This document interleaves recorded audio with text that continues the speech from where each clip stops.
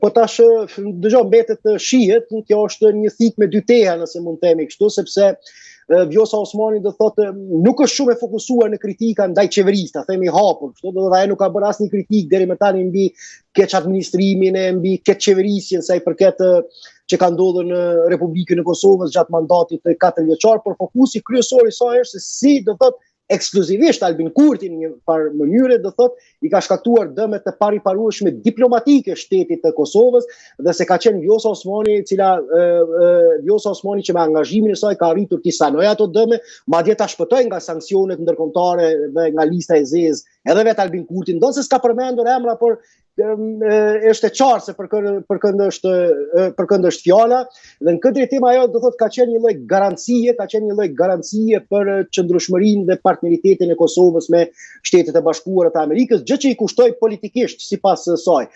Ka pasur kritika edhe për procesin e dialogut që zoti Kurti madje në një farë mënyrë konspirative së bashku me presidentin Aleksandar Vučić, ish ndërmjetësuesin e Bashkimit Evropian Lajçak, kanë biseduar me orë tëra të mbyllur fshehurëse që nuk dihet përmbajtja e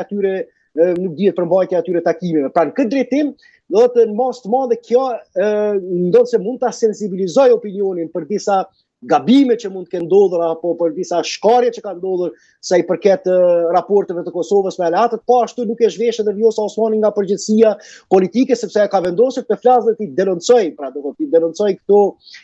devijime vetëm atëherë kur lëvizjave të vendosje e bëri të qartë që nuk do ta rikandidoj Vjosa Osmanin për mandatin e dytë presidencial. Pra shihet do thotë kjo krijon një lloj përshtypje që për Vjosa Osmanin mbrojtja e interesit shtetëror atëherë korrespondon dhe është kongruent vetëm atëherë kur është komode edhe interesi i saj personal, sepse do thotë e njëjta madje Shkarëzi në një intervistë po ashtu në një medium nga mediat në Shqipëri kishte deklaruar se si ja kishte caktuar dhe datën e zgjedhjeve me 28 dhjetor për kundër qëndrimit të subjekteve tjera parlamentare që ishin që ato zgjedhje të mbaheshin më herët. Ja kishte caktuar sipas preferencave televizjes dhe vendosjes, sepse në atë kohë ka një prezencë shumë të madhe të diasporës, është e verifikuar elektoralisht dhe politikisht që bashkëdhetarët tonë në masë të madhe votojnë për lëvizjen vendosje. Pra, veprimet e saj politike në masë goxha të madhe kishin shkuar për shtati dhe për te, sa i përket për te kishin shkuar interesave politike dhe elektorale të lëvizjes vendosje, dhe të mos flasim edhe për dinamikat e brendshme politike që ndoshta edhe këto tash mbase nuk janë edhe me interes për teleshikuesit tuaj që kanë të bëjnë me qëndrimet e saj me gjykatën kushtetuese, me shkarkimin e kryetarës së KQZ-s, me mos ushtrimin e kompetencave të saj kushtetuese në dekretimin e kryeprokurorit të shtetit sipas preferencave politike të Albin Kurtit. Pra kjo në një farë mënyrë pra mund të ta dëmtoj Vjosa Osmanin sepse e njëjta do thotë ka dëshmuar që sikur të ishte vazhduar mandati atëherë mbase edhe opinioni publik nuk do të ishte informuar për kjo që i quajnë veprimet e qeverisë së Kosovës që dhe të Albin Kurti që i kanë rrezikuar interesat shtetërore të vendit. Sa faktor do të jetë në këto zgjedhje zonja Osmani sipas jush? Duket se LDK i ka vënë baste tek ajo duke vendosur edhe në krye të listës, por a do të përkthehet angazhimi i saj në ish të shtëpinë politike në rezultate konkrete për LDK-n? Apo kjo çare që ka me zotin Kurti do ta dëmtojë edhe në këtë aspekt? Po ndëgjoj tash është plotësisht e saktë, do thotë konstatimi juaj që njëjta lidhja demokratike e Kosovës thjesht gjithë betejën politike kundër lëvizjes së vendosje dhe ka dorëzuar tek Vjosa Osmani. Atë ka shndruar në flamurtarën kryesore të përplasjeve politike, ndonse edhe pse zoti Kurti personalisht, po flas për pjesën tjetër të lëvizjes së vendosje, personalisht goxha ka qenë i heshtur dhe nuk I është kundërpërgjigjur atë akuzave të vazhdueshme që e njëjta ka bërë në drejtim të tij. Edhe lëvizja madje edhe Vjosa Osmani do të këtë rikthim është ka tentuar ta trumbetoj, do të thotë si një lloj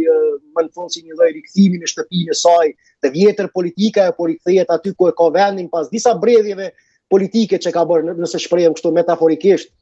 pas disa mbredhjeve politike që ka bërë, por I kthehet aty ku gjithmonë ka pasur vendin dhe që Lidhja Demokratike e Kosovës ka qenë gjithmonë në zemrën e saj, por që ka qenë detyruar përkohësisht ta bëjë një divorc politik me shtëpinë në cilën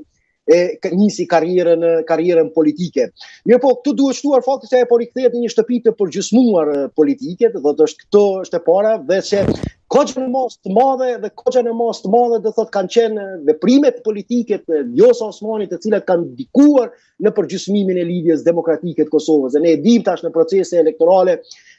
nuk mund në mënyrë automatike, do thot ajo që është bërë një herë të ribëhet befas dhe papritma, sepse ndodhin sinergji të reja politike dhe